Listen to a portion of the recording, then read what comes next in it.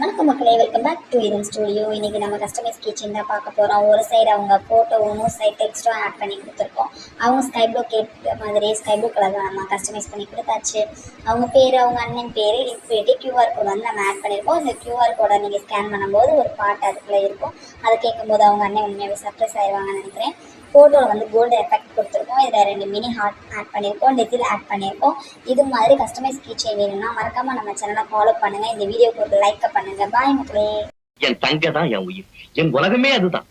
அது சிரிச்சாதான் நானும் சிரிப்பேன், அது அழுதா ஐயோ என்னால தாங்கவே முடியாது.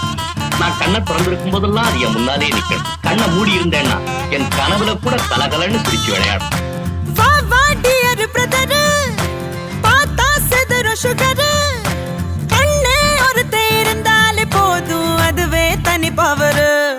எங்க அண்ணன்